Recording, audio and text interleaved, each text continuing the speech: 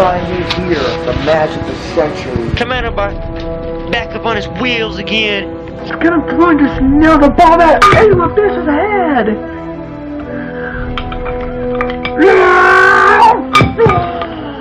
The abyss just slams Paul and his skull versus the damn barricade. Oh my God, he just slammed him into the turnbuckle of the ring. He slammed him, oh my God, he's taking a left and a right. Oh, geez. Kevin Blood is here, and he spears Benjamin, and he spears the Hurricane. And he's picking up Cadigan. He's going above the ropes. And they're both down, the car tire and Cadigan. Could it be? Here's the cover for the Cyborg. 1, 2. Oh my God!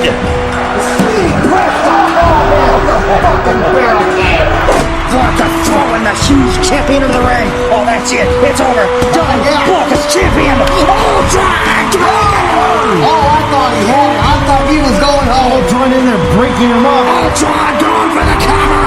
Hit him now. 1, 2, 3. This is the end.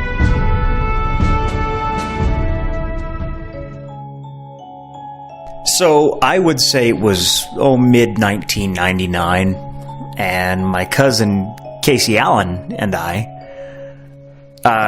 used to hang out all the time as kids. And he started to try to introduce me to this thing called wrestling. And in my own ignorance, I was like, man, what is this lame-o crap? You know what I mean? Like, at first, I just was not into it. I was just the person who liked what he saw and thought he'd try it. But then I sat down and I started to watch. And not only did I discover, hey, you know, this is pretty cool stuff, but what performers, man. I was also a Utah Jazz fan in the 90s, and I was a big fan of Hot Rod Humley's commentary. I mean, he's an NBA legend. And with that, and then just, you know, tuning into wrestling and listening to these guys' commentary, I thought, well, heck, I could do that. And the interesting thing about this is that when we used to watch wrestling on TV during what was called the Monday Night Wars, we were on opposite sides. When I started my wrestling company in May 1999, I had no intention of competing with anybody. I didn't think anybody else was doing it. I find out he starts his in December of the same year. And then, of course, around the same time, Johnny and Clinton, you know, they started getting into wrestling too. And I believe it was 2001, Clinton did his first show. And we would see future Hall of Famers and legends come out of the show, like the great Cyborg, the Droid, and others. The Droid has just decimated the Lizard! My God, is this sick? Oh my God! What the hell? It was 2002 when Johnny and Clinton did what was known as the Match of the Century event. It's finally here, the match of the century. We've all been waiting for it. It was the first combination of what would become EOW and Clinton's promotion called Fury. Much different back then than it is today. Much different, because back then it was just a couple of teenage kids and a little tape recorder. And that's it, man. That's all we had. I mean, it did not start out sounding crystal clear and real and all that. He's gonna drop him on his head!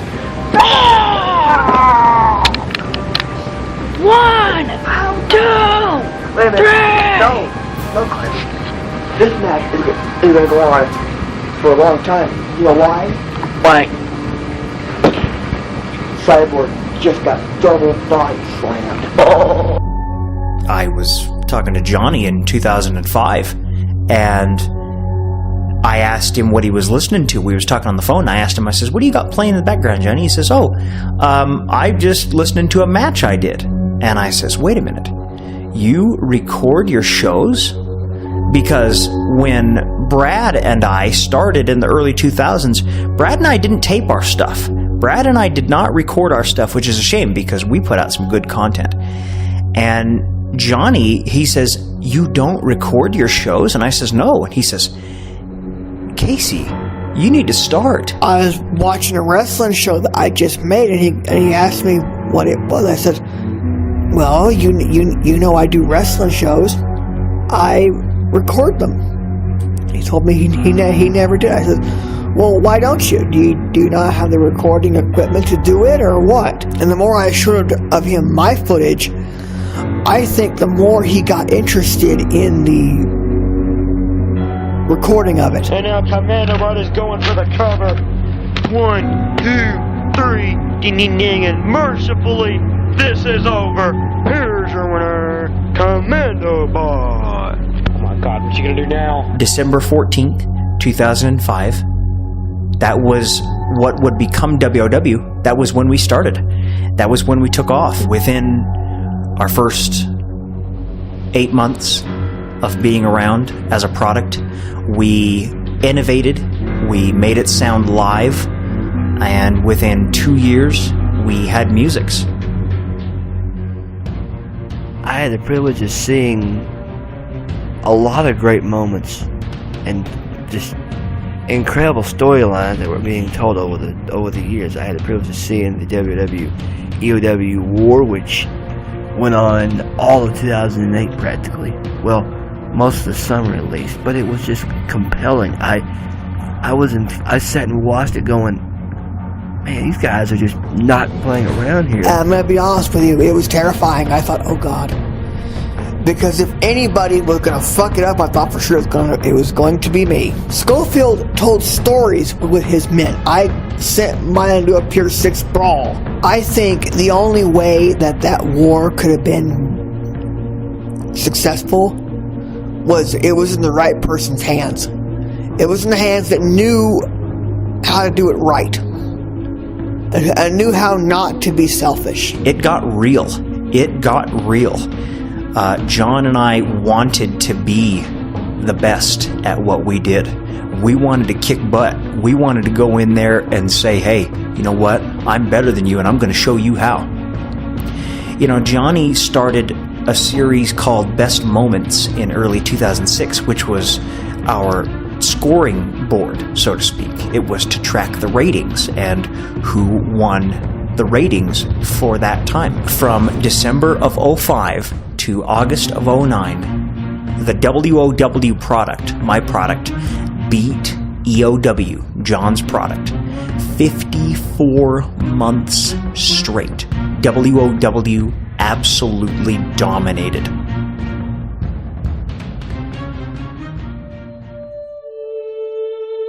You know, the transition to digital was an easy transition, actually, because it was November of 2009.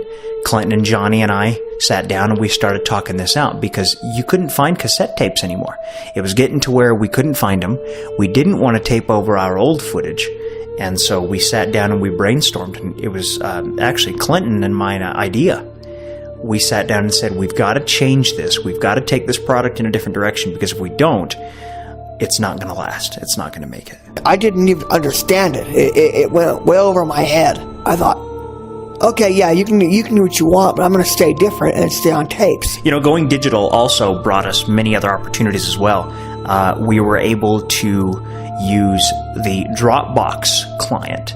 I met people from different states, close friends of mine, and we would drop each other our content over the internet, and we would compete, and we got people from different parts of the country to get in on this with us. And I mean, it's just amazing to see where this little thing started and where it is now. Aaron Reed is a very passionate wrestling fan, always has been, and he studies our business.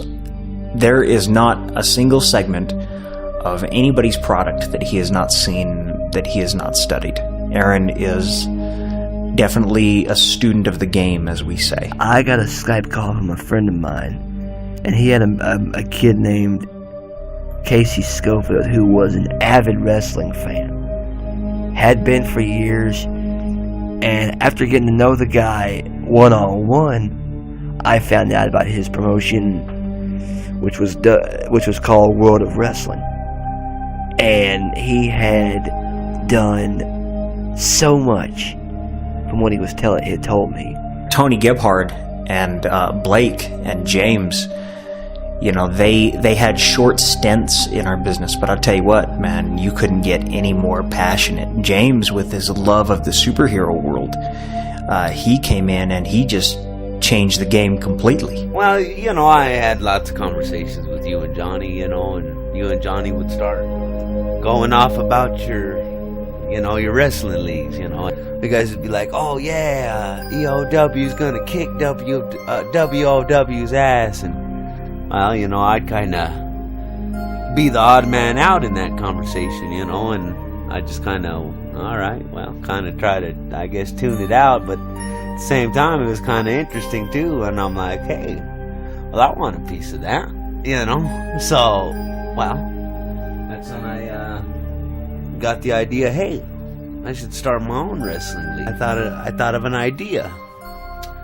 you know, I thought, well, hey, maybe I could take all them superheroes that I love so much, you know, and put them into wrestlers, you know. I mean, superpower versus superpower, head to head. Well, that's something that's never been done before.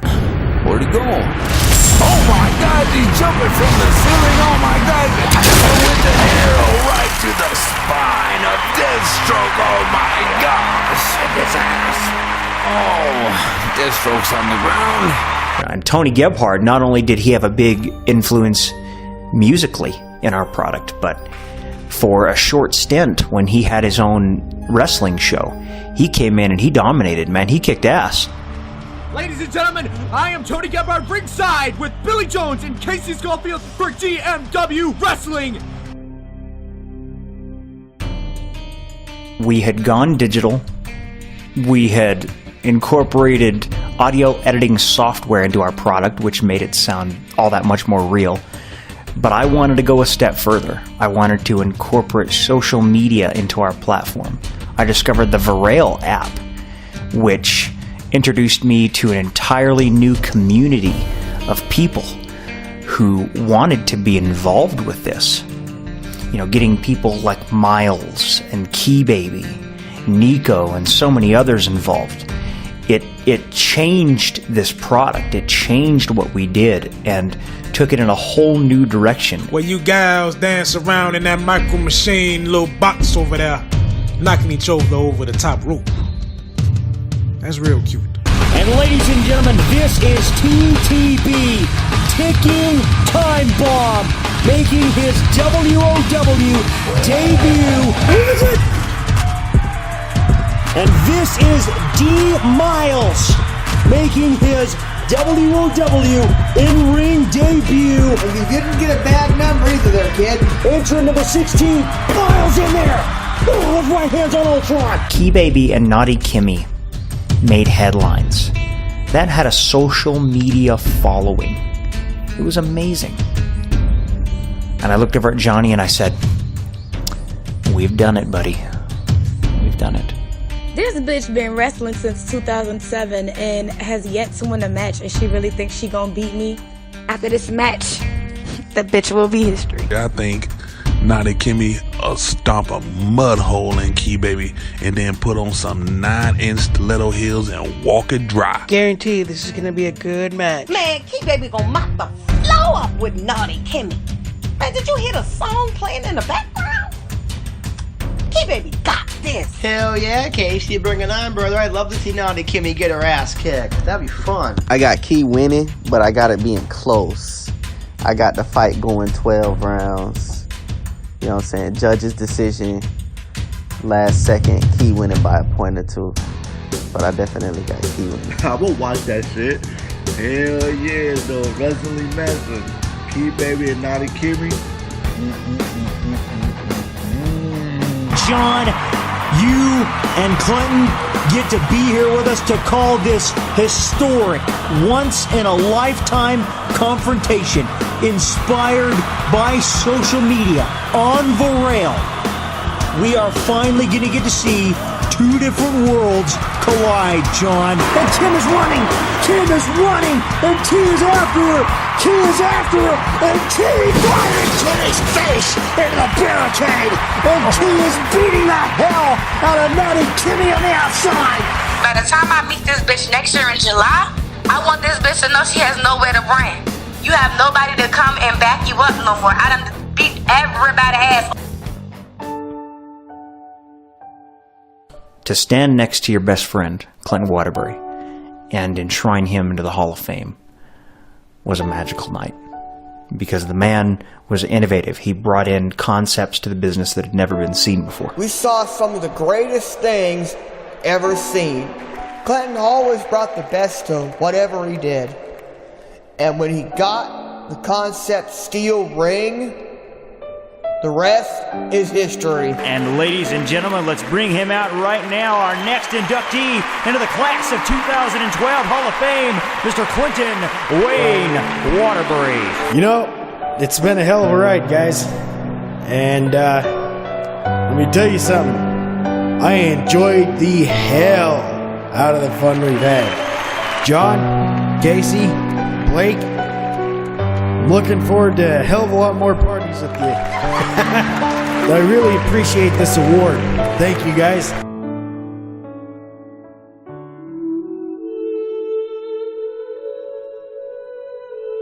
Going into the Hall of Fame was very special. Going into the Hall of Fame meant more to me than just about anything. Because at the end of the day, you have to understand, we know what this is. It's not real wrestling. It's not TV wrestling. But to me, to Johnny and Clinton, and everybody that has ever come through our product and worked our butts off to make it sound as real as possible, it's real to us. It's real emotion. And to be able to receive that award from your peers, it was a night I'll never forget. Ladies and gentlemen, the most deserving man to be the Hall of Famer, I believe, my friend, my fellow promoter, my competition, Casey Schofield, a.k.a. Mr. Schofield! And I learned from various books, just watching the matches and listening to the commentators, I learned how to do this. I learned and was taught this wonderful sport of professional wrestling. And I'm going to say in closing, if this is the Hall of Fame, and this is the top of the mountain, it doesn't get any better than this. The future of this product looks very bright. I'll put it that way. We all work hard to contribute to this thing. What's on the line here tonight? The RCW Championship. And there's the bell. The main event's on. Oh! Braun Strowman, the Giant Ortiz, and the Cyborg. Strowman and Cyborg. Good God, what power! Born for battling Becker and Marvel. I got John Martin lifting the beast. Martin is lifting the beast. Drive and block. You got it. Hurry. Center of the ring. Oceana. Cover. Ultron. From the dead. Ultron. Out of nowhere. Sweet breath. The fucking barricade. I can't believe they even fucking tried it. To have musical acts like Tony Gebhard,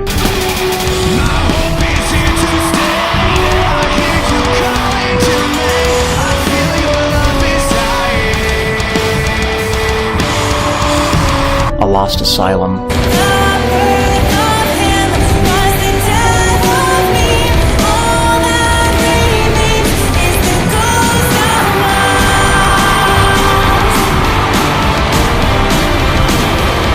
and I'm hoping in the future this product will continue to grow and flourish and just be fun to listen to, because it's fun to make. If you work hard and you're passionate, you can do anything.